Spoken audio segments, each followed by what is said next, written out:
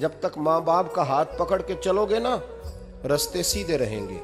اماں کو بیٹا ویسے ہی کہہ جائے، ویسے ہی، اماں میں انٹرویو دینے جا رہا ہوں، ذرا دعا کرنا، وہ بیبیاں منگا کے دعائے تنجینہ پڑھانا شروع کر دیتی ہے، وہ ساری ساری رات مصلے پہ بیٹھی۔ اس درد کو سمجھنا۔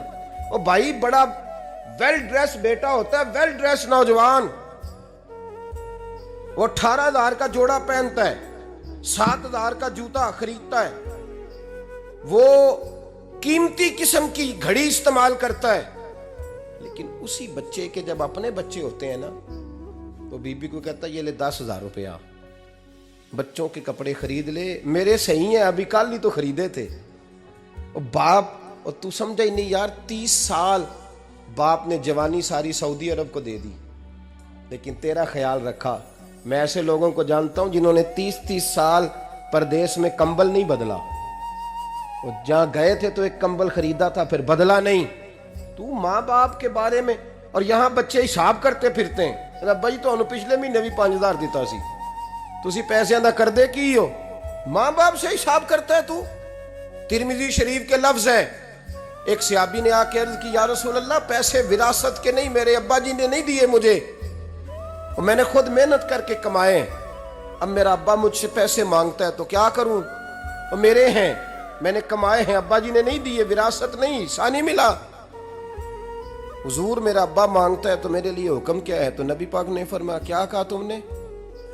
پیسے تیرے ہیں؟ کہا حضور ہاں۔ تو فرمایا ابا کس کا ہے؟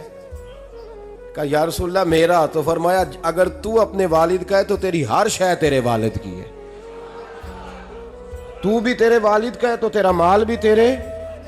ماں اور باپ یہ تو حسن ہے زندگی کا، یہ تو وقار ہے انسان کا۔ جب تک ماں باپ کا ہاتھ پکڑ کے چلو گے نا رستے سیدھے رہیں گے، اور جس دن انگلی چھوڑ کے سڑک پہ نکلنا پڑا نا سر چکرانے لگے گا۔ یاد رکھنا یہ بڑا مشکل کام ہوتا ہے۔ لوگوں کا تو رخ ہی اس دن واضح ہوتا ہے جس دن آدمی سائے سے محروم ہوتا ہے۔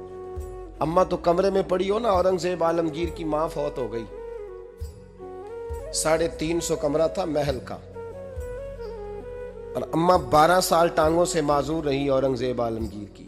اماں 12 سال کمرے سے نکل نہیں سکی، ساتھ ہی واش روم تھا یا جو بھی اس دور میں طریقہ تھا۔ اورنگزیب جب محل میں آتے تھے تو پھر بھی سیدھے اماں کے پاس جاتے تھے، اور جب واپس نکلتے تھے پھر بھی اماں کے ساتھ۔ اورنگزیب کی ماں کا جنازہ اٹھا تو اورنگزیب نے رونا شروع کیا، پھر سالوں بیت گئے پر اس کے آنسو خشک نہیں ہوتے تھے۔ ایک شخص نے کہا تیری کوئی انوکھی مر گئی ہے، ساری دنیا کی مرتی ہیں؟